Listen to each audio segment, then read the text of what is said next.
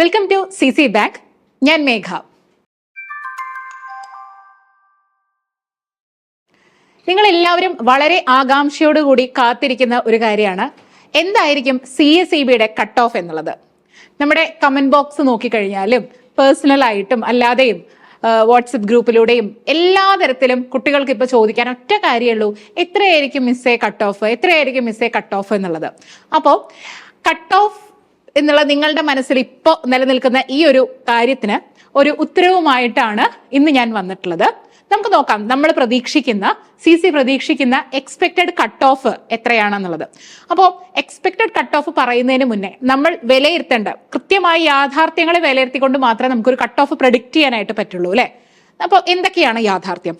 ഒന്നാമത്തെ യാഥാർത്ഥ്യം, CSEBയുടെ എക്സാമിന്റെ പാറ്റേണിൽ ഒരു ചേഞ്ച് സംഭവിച്ചിട്ടുണ്ട്, ഒരു ഷിഫ്റ്റ് സംഭവിച്ചിട്ടുണ്ട് എന്നുള്ളതാണ് ഒന്നാമത്തെ കാര്യം. Shift in pattern. ഓക്കെ, അതായത് പണ്ട് എന്ന് പറഞ്ഞു കഴിഞ്ഞാൽ, അതായത് തൊട്ട് മുന്നത്തെ എക്സാമിന് വരെ maximum previous year question papers ഒക്കെ പഠിച്ച് അതുപോലെ ഇംഗ്ലീഷും മാത്സും GK ഒക്കെ എന്നും ചോദിക്കുന്ന ഒരു രീതിയുണ്ട്. ഇപ്പൊ ഇംഗ്ലീഷിനാണെന്നുണ്ടെങ്കിൽ ടെൻസിന്റെ ഒരു 3-4 ക്വസ്റ്റ്യൻ ഉണ്ടായിരിക്കും അല്ലെ, ഇഫ് ക്ലോസിന്റെ ഒരു ക്വസ്റ്റ്യൻ ഉണ്ടായിരിക്കും, 2 ആർട്ടിക്കിൾസിന്റെ ക്വസ്റ്റ്യൻ ഉണ്ടായിരിക്കും, 2 സിനോണിംസ് ഉണ്ടായിരിക്കും, 2 ആന്റണിംസ് ഉണ്ടായിരിക്കും. ഇങ്ങനെയാണ്. പിന്നെ ഫ്രേസൽ വെർബുകൾ, ക്വസ്റ്റ്യൻ ടാഗ് കൃത്യമായിട്ട് ചോദിക്കുന്ന കുറെ രീതികൾ ഉണ്ടായിരുന്നു. അതേപോലെ തന്നെ GKയിലാണെങ്കിലും കൃത്യമായിട്ട് ചോദിക്കുന്ന ഒരു സെറ്റ് ഓഫ് ക്വസ്റ്റ്യൻസ് ഉണ്ട്, മാത്സിനുണ്ട്, എല്ലാം അങ്ങനെ തന്നെയാണ് ഉണ്ടായിരുന്നത്. പക്ഷെ ഇപ്രാവശ്യം അതിനെല്ലാം എന്താണ്, ഒരു മാറ്റം വന്നിട്ടുണ്ട്. എന്നാൽ വളരെ പ്രകടമായ മാറ്റമാണോ? എക്സാം ഭയങ്കര ടഫായി മാറിയോ? ഇല്ല. പക്ഷെ എക്സാം ഹാളിൽ ഉദ്യോഗാർത്ഥികൾക്ക് ഒരു സർപ്രൈസ് എന്തായാലും CSEB ഒരുക്കി വെച്ചിരുന്നു എന്നുള്ളതാണ് നമ്മളുടെ കുട്ടികൾ, നമ്മളുടെ വിദ്യാർത്ഥികൾ നമ്മളോട് പറയുന്ന ഒരു റിവ്യൂ എന്ന് പറയുന്നത്. ഒരു സർപ്രൈസ് അവിടെ ഉണ്ടായിരുന്നു. അതിലൊന്നാമത്തെ സർപ്രൈസ് ഇംഗ്ലീഷിനാണ് സർപ്രൈസ് വന്നത് അല്ലെ. കാരണം ഇംഗ്ലീഷിന്റെ ചോദ്യങ്ങളുടെ നിലവാരം ഉയർന്നു എന്നുള്ളത് സത്യമായിട്ടുള്ള കാര്യമാണ്. അതുകൊണ്ട് തന്നെ ഇംഗ്ലീഷിൽ കഴിഞ്ഞ പ്രാവശ്യം നിങ്ങൾക്ക് സ്കോർ ചെയ്യാൻ പറ്റിയ അത്രയും മാർക്ക് ഒരുപക്ഷെ നിങ്ങൾക്ക് ഇവിടെ സ്കോർ ചെയ്യാൻ പറ്റിയിട്ടുണ്ടാവില്ല. എന്നാൽ JCI, കേരള ബാങ്ക് പോലെയുള്ള പരീക്ഷകൾക്ക് പ്രിപ്പയർ ചെയ്തിരുന്നവരെ സംബന്ധിച്ചിടത്തോളം അവർക്ക് സബ്ജക്ട് പോർഷനിൽ നല്ല മാർക്ക് സ്കോർ ചെയ്യാനായിട്ടൊക്കെ സാധിച്ചിട്ടുണ്ടായിരിക്കും. കാരണം അവർക്കൊരു അഡ്വാൻറ്റേജ് കിട്ടുന്ന രീതിയിലുള്ള ചോദ്യങ്ങളാണ് കൂടുതലായിട്ടും വന്നിട്ടുണ്ടായിരുന്നത്. സോ പ്രീവിയസ് ഇയർ ക്വസ്റ്റ്യൻ പേപ്പേഴ്സിന് ക്വസ്റ്റ്യൻസ് വന്നിട്ടുണ്ട്, തീർച്ചയായിട്ടും ഉണ്ട്. പക്ഷെ അതിലുപരിയായിട്ട് ഫാക്ച്വൽ ചോദ്യങ്ങളെക്കാൾ ഉപരിയായി അനലിറ്റിക്കൽ ചോദ്യങ്ങൾക്ക് ഇമ്പോർട്ടൻസ് വന്നു എന്നുള്ളതാണ് പ്രാധാന്യം. അനലിറ്റിക്കൽ ക്വസ്റ്റ്യൻസ് അല്ലെ, അതായത് വെറുതെ കാണാപ്പാടം പഠിച്ചു കഴിഞ്ഞു കഴിഞ്ഞാൽ കിട്ടില്ല. കൃത്യമായിട്ട് മനസ്സിലാക്കി പഠിച്ചവർക്ക് മാത്രം ഉത്തരം എഴുതാൻ പറ്റുന്ന രീതിയിലുള്ള കൺസെപ്ച്വൽ ലെവൽ ക്വസ്റ്റ്യൻസ് ആണ് നമ്മുടെ CSEB എക്സാമിന് ഇപ്രാവശ്യം കൂടുതലായിട്ട് ചോദിച്ചിട്ടുള്ളത്. അത് കാണിക്കുന്നത് ആ ഒരു പാറ്റേൺ പലപ്പോഴും പതുക്കെ ചേഞ്ച് ചെയ്യുകയാണ് എന്നുള്ളൊരു സൂചനയാണ് അല്ലെ. അപ്പോ അതുകൊണ്ട് തന്നെ അനലിറ്റിക്കൽ ക്വസ്റ്റ്യൻസ് വന്നിട്ടുണ്ട്. അപ്പോ തീർച്ചയായിട്ടും കൃത്യമായിട്ട് പഠിച്ച ഒരാൾക്ക് മാത്രം, കൃത്യമായിട്ട് എല്ലാ സബ്ജക്റ്റുകളും കൃത്യമായി പഠിച്ച ഒരാൾക്ക് മാത്രമേ അത്യാവശ്യം നല്ല മാർക്ക് സ്കോർ ചെയ്യാനായി സാധിച്ചിട്ടുണ്ടാവുള്ളൂ. അതേപോലെ തന്നെ കോസ്റ്റ് അക്കൗണ്ടൻസിയില് കോസ്റ്റ് അക്കൗണ്ടൻസിയുമായി ബന്ധപ്പെട്ടിട്ടുള്ള നല്ല ക്വസ്റ്റ്യൻസ് അല്ലെ, വളരെ ബേസിക് ആയിട്ടുള്ള കാര്യങ്ങളിൽ നിന്നുകൊണ്ട് തന്നെ എന്നാൽ നല്ല അനലിറ്റിക്കൽ ആയിട്ടുള്ള ചോദ്യങ്ങൾ നമ്മൾ ക്വസ്റ്റ്യൻ പേപ്പറിൽ കാണുകയുണ്ടായി. ബാങ്കിങ് ഞാൻ എപ്പോഴും പറയുന്ന കാര്യമാണ്, ബാങ്കിങ്ങിൽ ഒരുപാട് പുതിയ ചോദ്യങ്ങൾ വരും. കാരണം ബാങ്കിങ് ഇവോൾവ് ചെയ്തുകൊണ്ടിരിക്കുന്ന ഒരു സബ്ജക്റ്റ് ആണ് അല്ലെ. അതുകൊണ്ട് തന്നെ പുതിയ ചോദ്യങ്ങൾ ഒരുപാട് ബാങ്കിങ് മേഖലയുമായി ബന്ധപ്പെട്ട്, മോഡേൺ ബാങ്കിങ്ങുമായി ബന്ധപ്പെട്ടും അല്ലെ, ട്രഡീഷണൽ ബാങ്കിങ്ങുമായി ബന്ധപ്പെട്ടൊക്കെ ഒരുപാട് ചോദ്യങ്ങൾ ബാങ്കിങ് മേഖലയിലും പ്രത്യക്ഷപ്പെട്ടിട്ടുണ്ട്. ചുരുക്കം പറഞ്ഞു കഴിഞ്ഞാൽ ഒരു ലെവൽ അപ്പ് ആണ് CSEBക്ക് ഉണ്ടായിട്ടുള്ളത്. അപ്പോൾ ഈ ഒരു എക്സാമിന് എന്തായിരിക്കും കട്ട് ഓഫ് മാർക്ക്? അതാണല്ലോ നിങ്ങൾ ഇത്രയും നേരം ആകാംക്ഷ, അത് പറയൂ മിസ്സേ, അതൊന്ന് പറയൂ എന്നുള്ളതല്ലേ നിങ്ങളുടെ ഇത്. അപ്പോൾ കട്ട് ഓഫ് മാർക്ക് എന്ന് പറയുന്നത് നമുക്ക് നോക്കാം. കഴിഞ്ഞ പ്രാവശ്യത്തെ കട്ട് ഓഫ് എന്ന് പറയുന്നത് ഒരു 62.5, 63 തുടങ്ങിയിട്ട് ഒരു 65 മാർക്ക് എന്നുള്ള റേഞ്ചിലാണ് കട്ട് ഓഫ് വന്നിട്ടുണ്ടായിരുന്നത്. എന്നാൽ ഇപ്രാവശ്യം എന്തായാലും അത്രയും ഒരു കട്ട് ഓഫ് നമുക്ക് പ്രതീക്ഷിക്കാനായിട്ട് സാധിക്കില്ല. അതിനെക്കാട്ടിലും താഴെയാണ് കട്ട് ഓഫ് നിൽക്കാനുള്ള സാധ്യതയുള്ളൂ. എന്നാലോ ഒരുപാട് താഴത്തേക്ക് വരുമോ? ഒരിക്കലും ഇല്ല. കാരണം ഒരുപാട് കാലമായിട്ട് CSEB എക്സാംസിന് പ്രിപ്പയർ ചെയ്യുന്ന ഒരു ഗ്രൂപ്പ് ഉണ്ട്.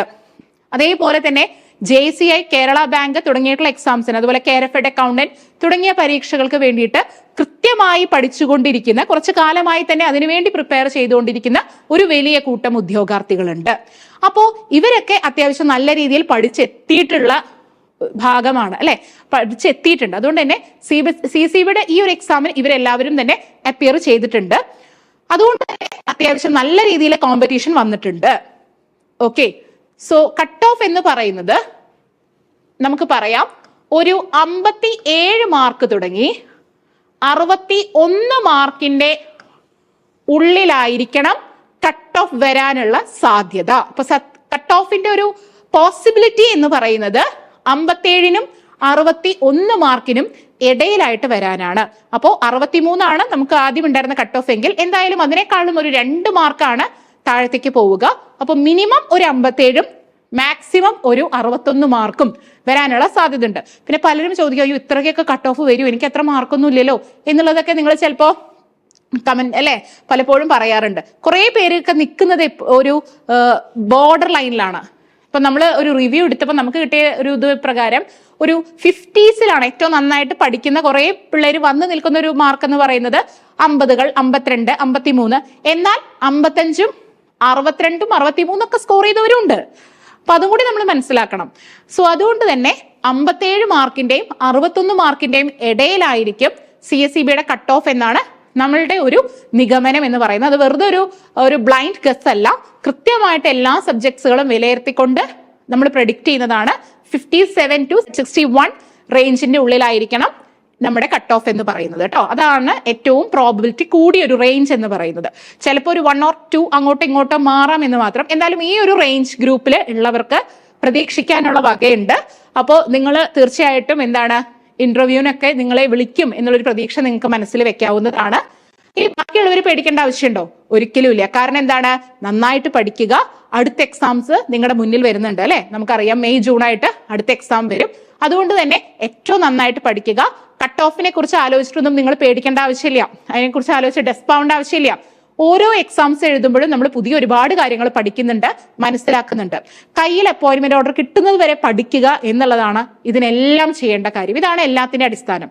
നിങ്ങൾ നെഗറ്റീവായിട്ട് ചിലപ്പോൾ ഡൗൺ ആവും, മാർക്ക് കുറഞ്ഞു കഴിഞ്ഞാൽ ഇതൊക്കെ സംഭവിക്കും.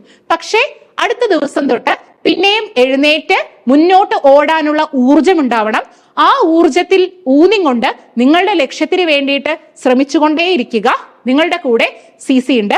CSEB ഒരു ന്യൂ ബാച്ച് CC ആരംഭിക്കുന്നുണ്ട്. അത് 3 മാസത്തിന്റെയും 6 മാസത്തിന്റെയും ഒരു പുതിയ ബാച്ചാണ്. ഇതിന്റെ പ്രത്യേകത എന്ന് പറഞ്ഞാൽ നമുക്കറിയാം ഇപ്പോഴത്തെ പരീക്ഷയിൽ നിന്ന് നമുക്ക് മനസ്സിലായ കാര്യമാണ്, വെറുതെ കുറച്ച് എന്തെങ്കിലുമൊക്കെ കുറെ ചോദ്യ ഉത്തരം മാത്രം പഠിച്ചതുകൊണ്ട് നമ്മൾ ഒരിക്കലും എന്താണ് ക്ലിയർ ചെയ്യാൻ പോകുന്നില്ല. കൃത്യമായിട്ട് സബ്ജക്റ്റുകളാണെങ്കിലും മാത്സും ഇംഗ്ലീഷും തുടങ്ങിയിട്ടുള്ള വിഷയങ്ങൾ, GK തുടങ്ങിയിട്ടുള്ള വിഷയങ്ങളാണെങ്കിലും കൃത്യമായിട്ട് ബേസിക് ആയ കാര്യങ്ങൾ തൊട്ട് പഠിച്ചാൽ മാത്രമേ സ്വപ്ന ജോലിയിലേക്ക് പ്രവേശിക്കാനായിട്ട് സാധിക്കുകയുള്ളൂ. അപ്പോൾ അതിനു വേണ്ടിയിട്ടാണ് നമ്മുടെ ഒരു ലോങ് ടേം ബാച്ച് ഉള്ളത്. ലോങ് ടേം ബാച്ചിന്റെ പ്രത്യേകത എന്ന് പറയുന്നത് നമുക്ക് കൃത്യമായിട്ട് ടൈം ടേബിൾ അനുസരിച്ചിട്ടാണ് നമ്മൾ പോകുന്നത്. 3 മന്ത്സിന് നമുക്കൊരു പ്രത്യേക ടൈം ടേബിൾ ഉണ്ട്, 6 മന്ത്സിനും ഉണ്ട്. അപ്പൊ നിങ്ങളൊരു ബിഗിനർ ആണെങ്കിൽ 6 മന്ത്സിന്റെ ജോയിൻ ചെയ്യുന്നതായിരിക്കും കുറച്ചും കൂടി ബെറ്റർ ആയിട്ടുള്ളത്. കാരണം നിങ്ങൾക്ക് ഏറ്റവും ബേസിക് ആയ കാര്യം തൊട്ടിട്ട് ഇതിൽ പഠിച്ചു പോകാനായിട്ട് സാധിക്കും. അപ്പോൾ ഈ ഒരു ബാച്ചിന് ജോയിൻ ചെയ്ത് കഴിഞ്ഞാൽ ഇപ്പൊ ലോ ആണെങ്കിലും കോർപ്പറേഷൻ ആണെങ്കിലും അക്കൗണ്ടൻസി ആണെങ്കിലും ബാങ്കിങ് ആണെങ്കിലും നിങ്ങൾക്ക് ബേസിക് ആയ ക്ലാസ് തൊട്ടിട്ട് സബ്ജക്ട് ക്ലാസ്സുകൾ കിട്ടും. അതിന്റെ കൂടെ തന്നെ PYQ ഡിസ്കഷൻസ് ഉണ്ടായിരിക്കും. പിന്നെ സ്റ്റേറ്റ്മെന്റ് ടൈപ്പ് ക്വസ്റ്റ്യൻസിനെ എങ്ങനെ ആൻസർ ചെയ്യണം തുടങ്ങിയിട്ടുള്ള കാര്യങ്ങളൊക്കെ നിങ്ങൾക്ക് ക്ലാസ്സുകളിൽ നിന്നും കിട്ടും. പിന്നെ GK, മാത്സ്, അതുപോലെ തന്നെ ഇംഗ്ലീഷ് നിങ്ങൾക്ക് അറിയാം കൂടുതൽ ടഫായി കൊണ്ട് വരികയാണ്. അടുത്ത പ്രാവശ്യം ചിലപ്പോൾ വേറെ ഒരു ഇതിലായിരിക്കും, ചിലപ്പോൾ മാത്സ് ആയിരിക്കും ചിലപ്പോൾ അടുത്ത പ്രാവശ്യം കുറച്ച് ഇത് കൂട്ടുന്നത്. ഇതൊന്നും പറയാൻ പറ്റില്ല. എല്ലാ പരീക്ഷകൾക്കും ഒരു സർപ്രൈസ് നമ്മൾ എക്സ്പെക്ട് ചെയ്തേ പറ്റൂ. ഓക്കെ, അപ്പൊ അതുകൊണ്ട് ഏത് സർപ്രൈസ് വന്നാലും നമുക്ക് അതിനെ നേരിടാനായിട്ട് സാധിക്കണം. അതിന് ഏറ്റവും അടിസ്ഥാനം തൊട്ട് പഠിച്ചു തുടങ്ങുക, ആഴത്തിൽ പഠിച്ചു തുടങ്ങുക, അനലിറ്റിക്കലായി പഠിച്ചു തുടങ്ങുക എന്നുള്ളതാണ് ആ ഒരു ചേഞ്ച് എന്ന് പറയുന്നത്. So expected cut off 57 to 61 എന്നുള്ള റേഞ്ചിലാണ്. സോ ഈ ഒരു വീഡിയോ നിങ്ങൾക്ക് ഇഷ്ടമായി എന്ന് വിശ്വസിക്കുന്നു.